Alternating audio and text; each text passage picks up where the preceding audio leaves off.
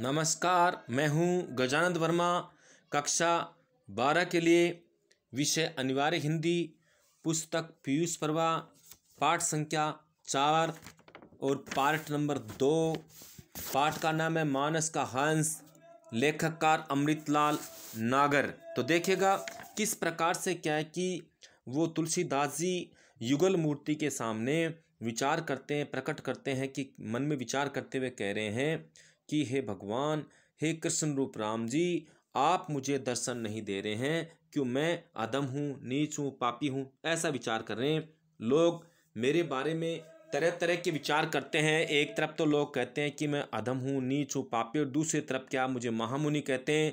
हे भगवान, आप मेरे अंदर इस तरह की दोनों भावनाएं तो कदापि नहीं हो सकती, क्योंकि या तो मैं अधम हूँ या मैं ज्ञानी हूँ, दोनों चीज़ें मेरे में नहीं हो सकती। इस प्रकार के जो विचार उनके मन में चलते रहते हैं, तुलसीदास जी के मन में चलते हैं कि इस तरह के दोनों जो विचार मेरे अंदर नहीं हो सकते।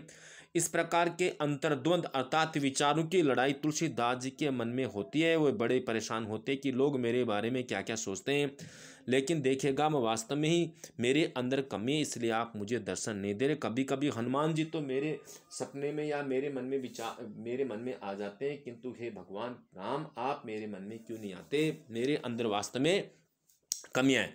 ये युगल मूर्ति के सामने बैठ कर के ऐसा विचार कर रहे थे, सोच रहे थे और ये विचार कर रहे थे, उनके सामने आंसू बहा रहे थे। इतने में क्या है कि एक सेवक ने आकर के, शिष्य ने आकर के उनको सूचना दी कि विक्रमपुर से राजा आए हैं, राजा भगत आए हैं। उन राजा भगत उनका बचपन का साथी था, मित्र था, इसलिए उनसे मिलना चाहते थे। उनसे मिलने के लिए वो अपने उद्यान को त्याग करके दौड़ करके गेट की तरफ मुड़ते हैं, गेट की तरफ जाते हैं और वो अपने मित्र से जाकर खुद मिलना चाहते हैं, उनका आलिंगन करना चाहते हैं। दौड़ करके गेट के पास पहुंचे, लेकिन देखिए वहां जाने के पश्चात उनका जोश मंदा पड़ जाता है। सामने जो रत्नावली को देख करके उनको बुरा लगा और उन्हें कहा, इन्हें क्यों लाए हैं?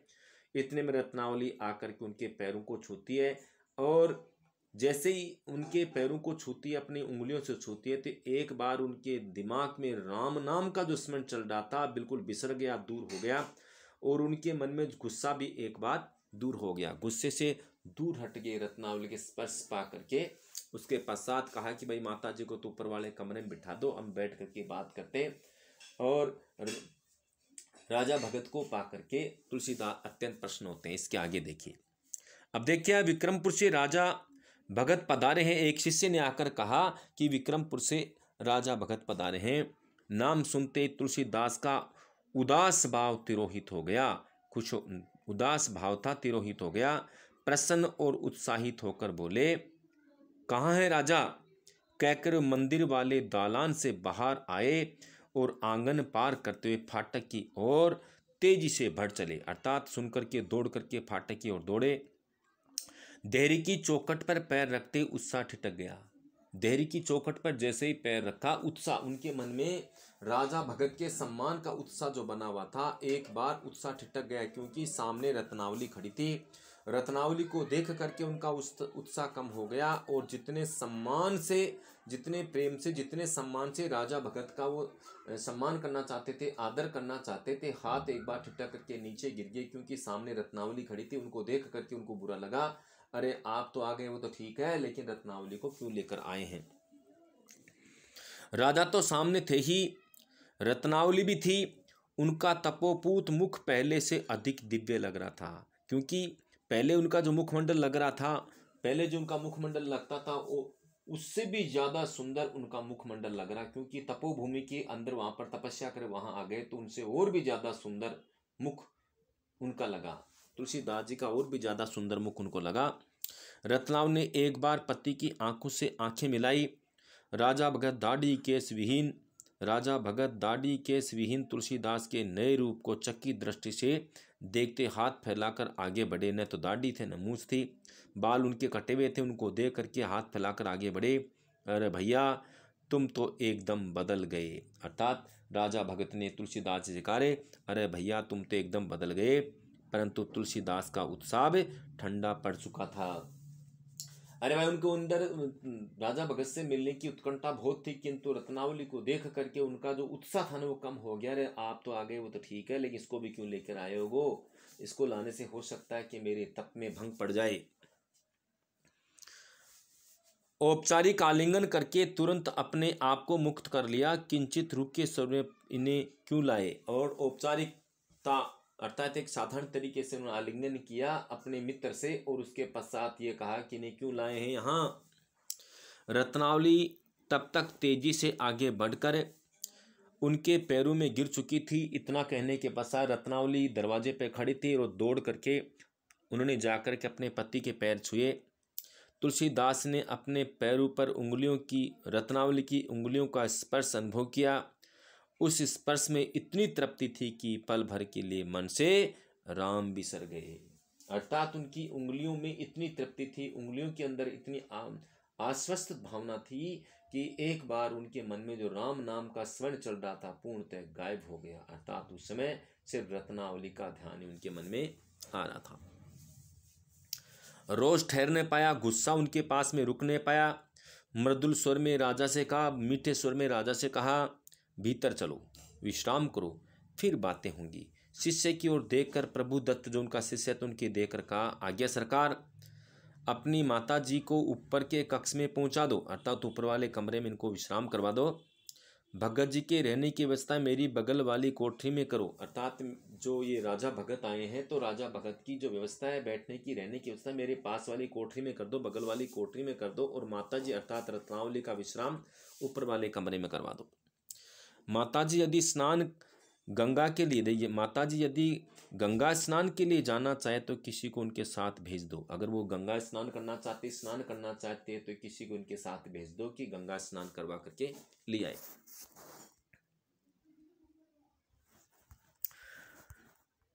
रत्नावली जी के चेहरे पर पति के इन शब्दों ने संतोष की आभा प्रदान की।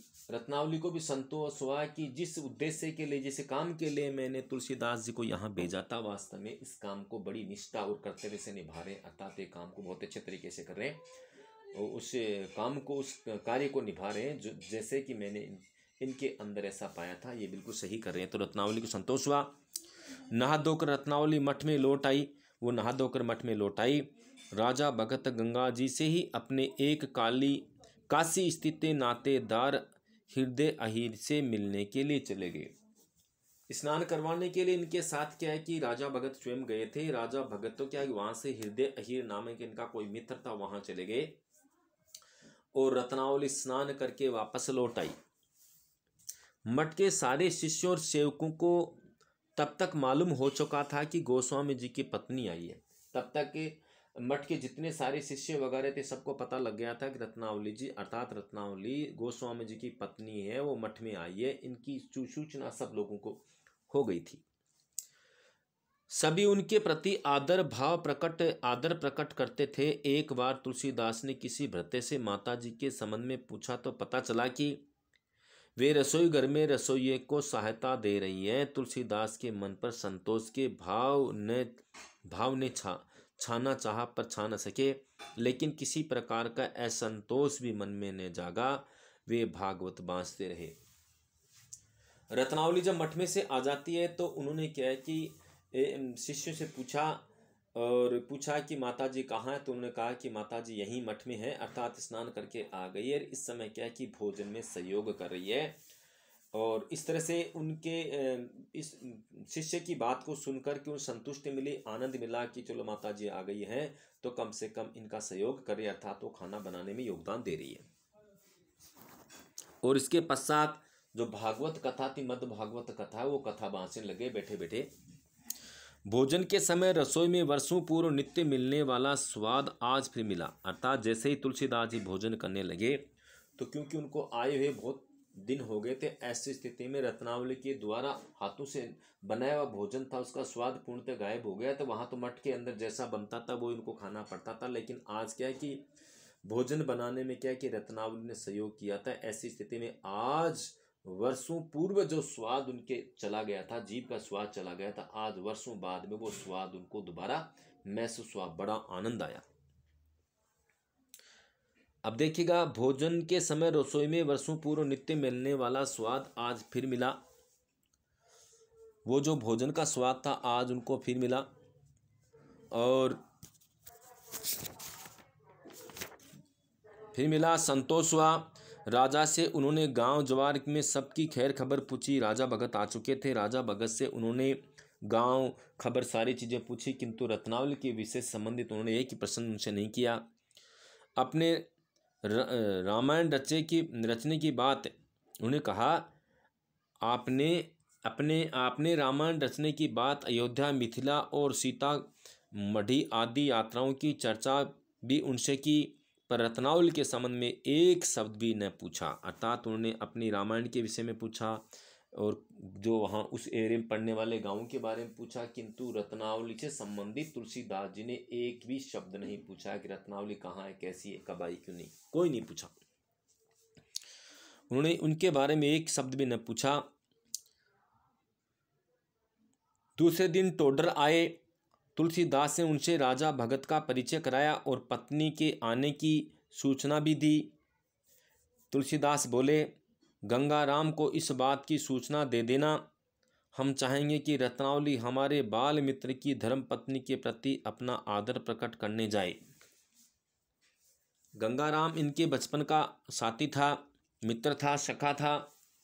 तो इन्होंने जब टोडर आ गए तो टोडर और राजा भक्त का इन्होंने परिचय करवाया और उसके पश्चात गंगाराम जो इनका बचपन का मित्र था, तो उन्होंने कहा कि रत्नावली को कह दीजिए, रत्नावली को सूचना दे दीजिए कि वे हमारे बाल मित्र गंगाराम की पत्नी का स्वागत करने के लिए उनके घर जाए। अर्थात रत्नावली उनके घर जा सकती है उनका स्वागत करने के लिए, क्योंकि हमारे वो बाल मित्र उनकी पत्नी है। ऐसा उन्होंने तुलसीदास जी ने आदेश दिया। टोडर उल्सित स्वर में बोले, हाँ हाँ वहाँ जाएंगे। क्या कहा? हाँ हाँ वहाँ जाएंगे, कि हाँ हाँ वहाँ जाएंगे, किंतु वहाँ जाएंगी और मेरे यहाँ भी पधारेंगी। जिस दिन गठजोड़े, उन्होंने कहा जिस दिन गठजोड़े से महात्मा जी की जूठन गिरने का सौभाग्य मेरे घर को मिलेगा, उस दिन मेरा जन्म सार्थक हो जाएगा। मैं मानता हूँ कि जिस दिन आप पति पत्नी दोनों मेरे घर आएंगे, उस दिन मेरे घर भी आएंगे और हमारे घर जुट्टन बिखरेगी, उस दिन मैं अपने आप को बहुत बड़ा सौभाग्यशाली समझूंगा। ऐसा टोडर ने भी कहा। घर को मिलेगा, उस दिन मेरा जन्म सार्थक हो जाएगा। 2-4 दिन बीत गए हैं। देखिए 2-4 दिन बीत गए, 2-4 दिन बीत गए और 2-4 दिन बीत गए। इस बीच में तुलसी और रत्ना का आमना सामना एक बार भी न हुआ। तुलसी चाहते थे कि उन्हें हिरते फिरते, वो चाहते थे कि उनको हिरते फिरते देख लूं। 2-4 दिन बीत गए। इस बीच में तुलसी और रत्ना का आमना सामना एक बार भी न हुआ। तुलसीदास जी चाहते थे कि उन्हें हिरते फिरते रत्नावली की सूरत देखने का मौका मिल जाए, पर रत्नावली ने सतर्कतापूर्वक अपने आप को उनकी दृष्टि से बचाया। अर्थात तुलसीदास जी चाहते थे हिरते फिरते घूमते फिरते वो मुझे मिल जाए, मेरे पास आए, किंतु रत्नावली ने अपने आप को उनके सामने जाने से बचाया। वो नहीं चाहती थी कि उनके इस भक्ति में, उनके इस कार्य में किसी प्रकार की बाधा पहुंचे, इसलिए क्या है कि रत्नावली उनके सामने एक बार भी नहीं गई, उनके सामने एक बार भी नहीं गई। हाँ, भोजन के समय उन्हें अपनी थाली में हर व्यंजन में रत्नावली के हाथ का स्पर्श मालूम पड़ता था। लेकिन जैसे ही भोजन करते, तुलसीदास जी भोजन करते थे, तो भोजन के समय उनकी उंगलियों का सा एहसास होता था जिस प्रकार से रत्नावली ने इस भोजन को बनाया, क्योंकि रत्नावली भोजन बनाने में सहयोग करती थी। वे थाली के सामने बैठकर बार बार रत्नावली की छवि के साथ अपने मन में बंध जाते थे। जैसे ही थाली उनके सामने होती थी, भोजन की थाली उनके सामने होती थी, तो उस समय क्या है कि रत्नावली के विचार उनके मन में आ जाती थी। जब वो भोजन करते थे, उनको पता लगता था कि जैसे रत्नावली के द्वारा बनाया गया भोजन है। पंडित गंगाराम के यहाँ सूचना पहुंची तो रत्नावली को लिवा जाने के लिए तुरंत उनके यहाँ से पालकी आई। रत्नावली प्रहलाद घाट गई तो भोजन का वह स्वाद भी चला गया। प्रहलाद घाट जब मिलने चली गई थी गंगाराम, जो उनका बाल मित्र था, तो क्या है कि ऐसी स्थिति में उनका भोजन का जो स्वाद था वो भी चला गया, क्योंकि जब वो गई तो उस पीरियड के अंदर, उस समय के अंदर रत्नावली ने उस भोजन में सहयोग नहीं दिया। जो भोजन का स्वाद था वो भी चला गया, पहले जैसा ही वापस बनने लगा, क्योंकि उनके साथी बना रहे थे। रात के समय वे और राजा बैठे हुए धर्म की चर्चा करे थे। राजा भगत और बैठे बैठे दोनों चर्चा करे थे। रसोईया 2 गिलासों में दूध लेकर आया। तुलसीदास बोले, अरे भाई, गोसाई क्या बना हूँ कि 8 पहर तरमाल चापते चापते दुखी हो गया हूँ। तुलसीदास जी कहने लगे, रे भाई गोस्वामी क्या बनाऊँ, 8 पहर अच्छे अच्छे माल खाता हूँ, वहाँ तो मुझे कुछ खाने के लिए मिलता नहीं था। अरे भाई क्या करें, यहाँ क्या है कि अच्छा अच्छा माल खाते भी मुझे बुरा लगता है।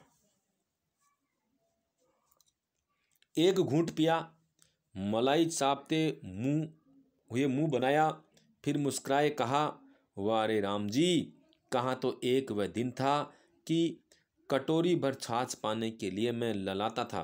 अर्थात मेरे मन में इच्छा होती थी कि एक कटोरी छाछ ही मिल जाए, और कहाँ अभी सौंदे दूध की मलाई को खाते भी खुनस लगती है। अपने जीवन के बारे में विचार करते हुए तुलसीदास जी कहते हैं, कहाँ तो वो दिन थे जहाँ एक कटोरी छाछ पाने के लिए मेरे मन में लालच होता था। मैं चाहता था कि एक कटोरी छाछ ही मिल जाए, बड़ी मुश्किल से मिल पाती थी, नहीं मिल पाती थी। किंतु आज क्या है कि अच्छे सुगंध वाला मलाईदार दूध भी मुझे बुरा लगता है, अर्थात मेरी आदत बिगड़ गई है। राजा बोले, काहे खुनसाते हो भैया, तुम्हारी जिह्वा से भगवान जी स्वाद लेते हैं। गोसाइयों में हमें यही तो अच्छी बात लगती है कि गोसाई लोग दुनिया का हर भोग राजी होकर ग्रहण करते हैं, पर अपने स्वाद और सुख का वे भगवान का मान कर ही चलते हैं। अर्थात राजा भगत ने कहा, रे भाई गोसाओं की यही तो हमें अच्छी आदत लगती है कि उनको जैसा भी भोजन दे दिया जाता है उसको वो खा लेते हैं, लेकिन फिर भी क्या है कि उनकी जिह्वा पर भगवान निवास करती है। गोस्वामी जी महाराज चुप रहे। गोस्वामी जी महाराज चुप रहे, दूध पीते रहे। बात में उन्हें राजा के मन का हल्का सा संकेत मिल गया। पता लगा कि हल्का संकेत मुझसे बातें निकलवाना चाहता है। उन्हें तुरंत ही राजा भगत की मनोधरा को मुहाना बंद करने का निश्चय किया कि अब इनकी बातों को विराम देना चाहिए, पता नहीं क्या क्या बातें पूछेगा, इसलिए विराम देने का निश्चय किया। कहा, है तो ये ऊंची बात, पर खरा गोस्वामी इस पानी पर बिना पैर भिगोए चल सकता है।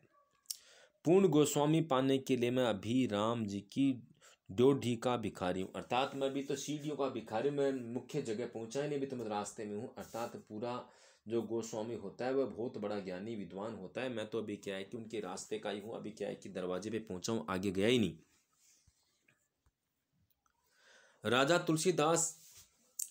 राजा तुलसीदास का पैंतरा समझ गए। उन्होंने भी अपने पक्ष को दृढ़ता से प्रस्तुत करने की ठानी। कहने लगे, 2 तपसी जब मिल जाते हैं तब दोनों को एक दूसरे से आगे बढ़ने का हौसला मिलता है। तुम्हारी तपस्या तो भैया सारा जग देख रहा है, पर हम तो भोजी का तप देख देख कर ही मन को ठिकाने पर ला पाए हैं। अर्थात हम तो मानते हैं, पूरी दुनिया जानते हैं कि आप बड़े तपस्वी हो, किंतु वो अब रत्नावली की चर्चा करना चाह रहे हैं कि हम तो आपके बारे में तो पूरी दुनिया जानती है, किंतु भोजी के बारे में कोई नहीं जानता, क्योंकि वो भी आपसे कम तपस्यावान नहीं है, वो भी तपसी है। क्योंकि आपके जाने के पश्चात वो पूरा काम वैसे की वैसे करती है जब वहाँ मौजूद थे। आपके कमरे में झाड़ू लगाती है, इसके बाद में हर चीज़ को संभाल के रखती है, आपके कपड़े धोती है, रूखा सूखा खुद खाती है, लोगों को अच्छा भोजन देती है। अर्थात आप वहाँ से चले गए, किंतु अब भी उनके दिल और दिमाग पर आप छाए हुए हैं। तो क्या कहा उन्होंने, तुम्हारी तपस्या तो भैया सारा जग देख रहा है, पर हम तो भोजी का तप देख देख कर ही अपने मन को ठिकाने पर ला पाए हैं। इस कली काल में, ऐसे कुलयुग में ऐसा कठिन योग साधने वाली जोगिन मैंने नहीं देखी। ऐसी कठिन काम को करने वाली मैंने जोगिन नहीं देखी है। तुलसी चुप रहे। रत्नावली की कठिन साधना के प्रति अपने मित्र के उद्गार सुनकर उन्हें भला लगा, अच्छा लगा। उन्हें वैसा ही संतोष हुआ जैसा कि अपने संबंध में सुनकर होता है। खुद के बारे में सुनकर के आनंद मिलता है, वैसा ही आनंद रत्नावली के विषय में सुनकर के उनको हुआ। और यह संतोष जिस तेजी से अपने चरम बिंदु पर पहुंचा, उससे ही मन का पर्दा फड़फड़ाकर पलट भी गया। उन्होंने अपने आप को कस लिया। कुछ क्षण के लिए भूला हुआ राम नाम फिर से घट में गुंजायमान आरंभ कर दिया। राजा कह रहे थे, गांव में तुम्हारी रुचि की रसोई बनती रही और किसी भूखे कंगले को खिलाती थी। अर्थात तुम्हारी रुचि का भोजन बनता और किसी भूखे भिखारी को दे दिया जाता था। आप बिना चुपड़ी बिना साग भाजी से 2 रोटी खाकर अपने दिन बिताती है। रोज तुम्हारी धोती धोना, तुम्हारी पूजा की सामग्री, तुम्हारी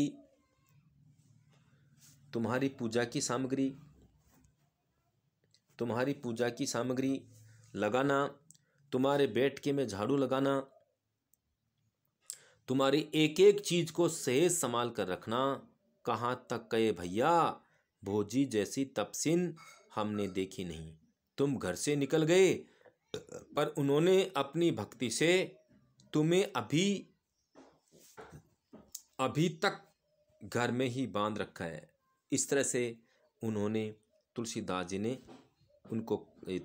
जी को कहने का अर्थ हो गया कि राजा भगत ने तुलसीदास जी का आपके जाने के पश्चात भी अब भी वो आपको बांधे हुए है, अर्थात वो भी बड़ी तपस्वी ने। इस प्रकार के शब्दों को सुन करके तुलसीदास जी को शांति मिली, आनंद मिला कि मेरे जाने के पश्चात तुलसी रत्नावली भी अपना जो कर्तव्य है, अपना जो काम है, बड़ी निष्ठा से कर रही है। आज सिर्फ इतना ही है। Thank you. Okay bye.